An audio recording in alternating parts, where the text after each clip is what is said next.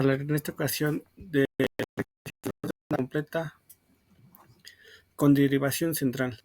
Este nombre se le da ya que después de la fuente de alimentación va a aparecer un transformador, pero ese componente tiene una terminal adicional que se le conoce como la derivación central. En esta imagen se presenta un transformador común donde las salidas se observan las dos terminales características y en la parte de abajo, como podemos ver ahora en la salida, esta terminal del medio que está en color amarillo representa la derivación central, que en resumen, si nosotros tomamos la lectura del voltaje entre esta terminal y cualquier de los dos extremos, tendremos la mitad.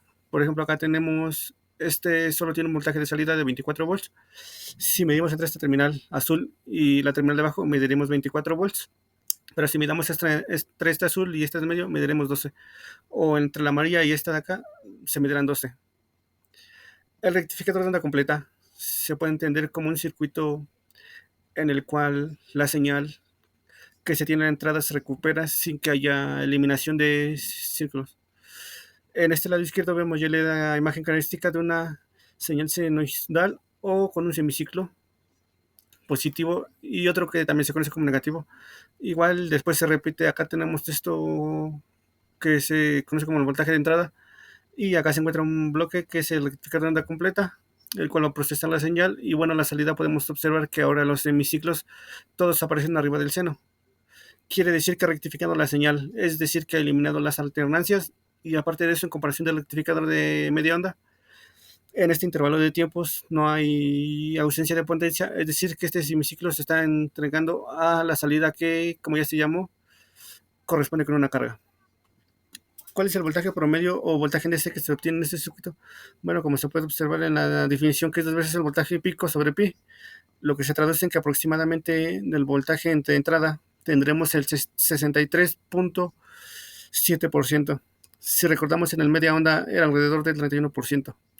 ¿Cuál es el circuito rectificador de onda completa con derivación central? Bueno, lo tenemos acá y vamos a analizarlo desde la parte izquierda. Tenemos la fuente de corriente alterna como la presentamos aquí. En la parte de arriba aparece un fusible de protección. Inmediatamente vemos el transformador que representa todo este bloque con un devanado primario o devanado secundario. Las dos líneas en rojo que aparecen acá representan al campo magnético que se produce para poder transferir la potencia y esto que vemos aquí nos da muestra de que es un transformador de 1 a 1. Quiere decir que el voltaje que aparece en la entrada es el que se va a observar en la salida y bueno, esto sirve para acoplar entre diferentes etapas del sistema de aislamiento eléctrico. En esta segunda sección vemos las dos terminales que debería tener el transformador y también vemos la derivación central que en este caso está conectada a tierra. ¿Qué es lo que tenemos en este circuito? Tenemos un yodo de 1 y de 2 que componen el rectificador de onda completa y finalmente vemos a la carga, que es el elemento que va a consumir la potencia que se está entregando a partir de esta etapa del circuito. Si lo tratamos de ver en componentes reales, bueno, pues acá tenemos nuestra fuente que como ejemplo lo estamos tomando de un enchufe y el fusible de protección que mencionamos. Tenemos el transformador con la derivación central, tenemos los dos diodos que aparecen en el circuito y ejemplificamos la carga como si fuera un foco.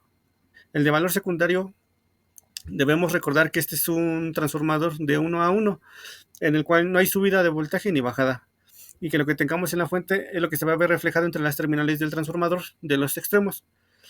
La derivación central, como ya lo mencionamos, divide el voltaje en la mitad cuando se mide entre la misma y una de las terminales de los extremos.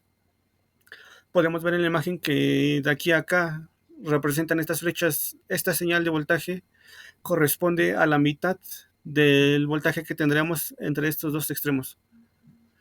Esta denotación de voltaje secundario se refiere a lo que va a entregar en esta sección el transformador. Puede ser voltaje pico, es decir, voltaje pico sería entre 2, o puede ser también el voltaje RMS entre 2, resumiendo que al final esto se va a dividir. Y si lo mismo hacemos de este lado, pues entonces la mención representará lo mismo. Ya sea voltaje pico, que es lo que queramos ver, se va a dividir entre 2, o el voltaje RMS. ¿Qué sucede con el voltaje que verá o que se le entregará a la carga? En la parte izquierda observamos este semiciclo sombreado que nos representa el análisis que vamos a hacer y que tiene que ver con lo que se conoce como el ciclo positivo. Durante este tiempo ya sabemos que la polaridad de la fuente tiene más acá arriba que menos acá abajo. es lo que se le entrega al transformador. Vamos a asumir que es un transformador de 1 a 1 y esta misma señal la vemos entre este extremo y este de acá. Este potencial nos representa el valor más alto y este el valor más bajo. A este punto que corresponde a la derivación central es un potencial más bajo, por eso se pone el signo negativo, pero respecto a este punto. Asimismo, este punto representa un potencial más alto respecto al de acá abajo. Una forma de encontrar la analogía es pensándolo como un edificio. Este punto es más alto que el tercer piso con respecto a este, pero este es más alto con respecto a la planta baja. Ya hemos dicho que si medimos de este extremo a este extremo, miraremos la mitad de voltaje. Bajo esta polaridad, este yodo queda en polarización directa, queriendo decir que la circulación de corriente se va a dar a través de esta trayectoria. Seguimos la línea, vemos que la corriente pasa por la carga, la corriente continúa a través de la Tierra y regresa a la derivación central, porque cuando la corriente llega a este punto, no circula a través del yodo destructor, porque el potenciador eléctrico más alto que tenemos acá respecto a este ocasiona que el yodo esté en polarización inversa, por lo cual la única trayectoria que le queda es a través del resistor de carga, de tal manera que lo que ve el resistor a la salida es este voltaje, y que recordemos que corresponde a la mitad de lo que se tendría en los extremos. Ahorita se denota como voltaje de salida. Si queremos medir aquí, recordemos que el voltaje pico, y si consideramos el nivel de DC que tenemos en este semiciclo, hay que tener en cuenta la fórmula que ya hemos abordado, aunque recordemos que nos falta por analizar el otro semicírculo. ¿Qué pasa durante el semiciclo negativo? Vemos la parte sombreada que corresponde al tiempo en el que vamos a estar evaluando el comportamiento de la señal de entrada. Inmediatamente, si nos trasladamos a esta sección, que es la salida de transformador, lo que observamos de manera inmediata es que la polaridad se ha invertido. El potenciador más alto ahora lo tenemos en la parte de abajo y el potencial eléctrico más bajo lo tenemos en la parte de arriba. Si usamos el mismo razonamiento o hacemos el mismo análisis que en el caso anterior, asumiremos que este diodo de destructor estará polarizado en directa, lo que permitirá la circulación de corriente a través de él hacia la carga. Este punto negro representa una posible opción para el desplazamiento de la corriente hacia D1, pero nuevamente este potencial eléctrico, si bien es más bajo que en relación a este por la presencia del yodo, la realidad es que sigue siendo más alto que el potenciador eléctrico que vemos acá, porque este punto y esta terminal representarían el potencial eléctrico más bajo, lo que nos hace entender que la circulación de corriente otra vez se ve en la carga, y vemos que de hecho el potencial eléctrico que aparece aquí es más alto que en relación al que se observa en el otro lado de la resistencia, que es donde está conectada a la Tierra y que de hecho va a la derivación central. Por esa razón vemos que la carga vuelve a haber un semiciclo positivo por la polaridad eléctrica que estamos viendo aquí, de tal manera que si comparamos ahora este circuito al de media onda, podemos identificar que durante este tiempo en el que no se entregaba corriente a la carga, vemos que en este caso sí se está haciendo, y bueno, acá se observa de manera sombreada. ¿Cuánto vale el voltaje de salida que ve la carga? Veámoslos en esta siguiente imagen. El voltaje pico de salida en el resistor es igual al voltaje pico del secundario. Recordemos que el voltaje que se mide entre este y este punto dividido entre 2, menos el voltaje que aparece en el diodo que para cada intervalo de tiempo queda polarizado en directa. Para este ejemplo, queda en el directo es de sub 1 y corresponde a este valor de voltaje. Sin embargo, cuando la polaridad de esta fuente se invierte, siendo más acá y menos aquí, el que queda en directa es de sub 2 y por lo tanto es 0.7 volts, corresponde a de sub 2. ¿Cuál es el siguiente concepto que hay que analizar? El voltaje de pico inverso, que recordemos que este voltaje no es el que se da en la carga, sino el que se ve en las terminales del yodo, que queda en polarización inversa. Como sabemos, para el primer semiciclo, la polarización inversa es el yodo sub 2, y cuando esta polaridad se invierte en la otra mitad del ciclo completo, el que va a quedar en inversa es de sub 1. Dice acá el enunciado, ¿cuál es el voltaje de pico inverso a través del yodo de sub 2? Vemos la definición y hay una resta. Este valor ya lo hemos visto y corresponde al valor de la carga. ¿Por qué razón? Porque este potencial eléctrico que tenemos en este extremo del resistor es el que se tiene en esta terminal del yodo de sub 2, que es el cátodo. Por esto, esta ecuación es la misma que aparece acá.